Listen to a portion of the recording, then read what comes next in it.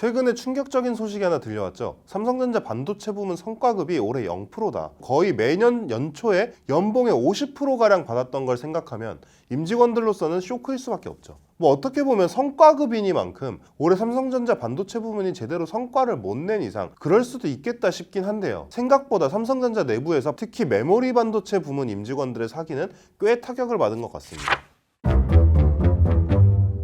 메모리 반도체 실적이 호황일 때는 메모리의 실적을 가지고 회사 전체가 성과급 파티를 해놓고 임직원 탓이라고 보기 어려운 메모리 사이클 때문에 실적이 잘 나오지 않으니 홀대한다는 거죠. 특히 옆 동네 SK하이닉스에서 최근 임금 인상분 조기 지급 결정을 내리며 임직원 사기 진작에 적극 나서면서 소위 삼성 반도체 부문 임직원들의 현자 타임이 시작됐다는 얘기가 나오고 있어요. 임직원들이 의욕을 갖지 못하는 조직에 빛나는 미래가 있기는 힘듭니다. 임직원들의 사기를 높이는 데는 여러 가지 방법이 있지만 가장 근본적인 해결책은 역시 사업을 잘하는 거예요. 메모리 반도체가 다시 대박이 나면 됩니다. 그리고 지금 돌아가고 있는 상황을 보면 상당히 희망차다고 볼 수 있어요. 최근 해외에서는 그동안 삼성전자와 비교해 우월한 사업 구조로 칭찬받던 TSMC가 오히려 삼성전자를 부러워한다는 이야기가 나온다. 바로 메모리 반도체 때문이다. 이게 최근 반도체 업계에서 들리고 있는 얘기거든요. 원래 TSMC는 삼성전자와 비교해 압도적인 영업이익률과 안정적인 실적을 자랑했죠. 그리고 이렇게 차이가 나는 이유는 삼성전자의 반도체 사업이 지나치게 메모리에 편중돼 있기 때문이라는 평가가 많았어요.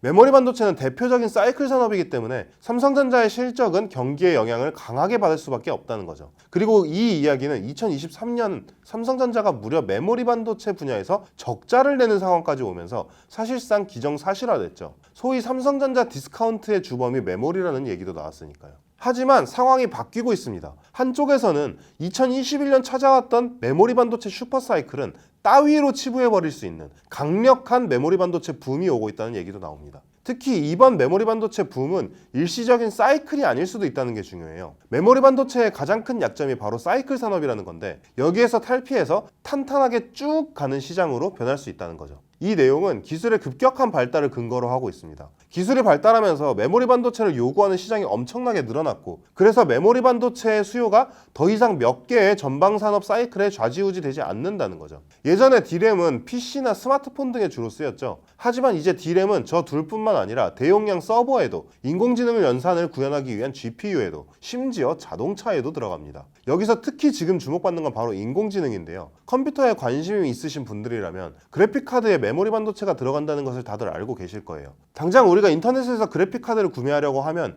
그 그래픽카드에 들어간 메모리 반도체의 용량에 따라 가격이 달라지거든요. 아예 그래픽카드의 제품 이름에 메모리 반도체 용량이 표시돼 있죠. 인공지능 연산의 핵심이 그래픽카드니까 인공지능 기술의 사용처가 많아진다는 것은 그래픽카드의 수요가 폭발한다는 얘기고 그래픽카드의 수요가 폭발한다는 얘기는 여기에 들어가는 메모리 반도체의 수요 역시 폭발한다는 얘기이기도 하죠. 그리고 이렇게 특정 시장의 수요가 폭발할 때 가장 이득을 보는 회사는 어디일까요? 바로 그 폭발하는 수요를 감당할 수 있을 정도로 압도적인 캐파, 즉 생산 능력을 보유한 기업입니다. 바로 삼성전자죠. 어떻게 보면 1위 기업의 저력이라고 볼 수 있을 것 같아요. 분명 메모리 반도체 업황의 회복은 SK하이닉스에게도 마이크론에게도 좋은 일이지만 그 과실을 가장 크게 누릴 수 있는 곳은 바로 압도적인 캐파를 보여주는 삼성전자일 테니까요. 정확히 생산 능력이 공개되어 있지는 않지만 삼성전자의 생산 능력은 2위 SK하이닉스의 거의 2배 수준인 것으로 알려져 있어요. 이런 산업 전망을 반영해서일까요? 올해 상반기까지 매우 암울했던 삼성전자의 주가 전망 역시 계속 좋아지고 있습니다. 한 언론사가 증시 전문가 225명을 대상으로 한 인터뷰에 따르면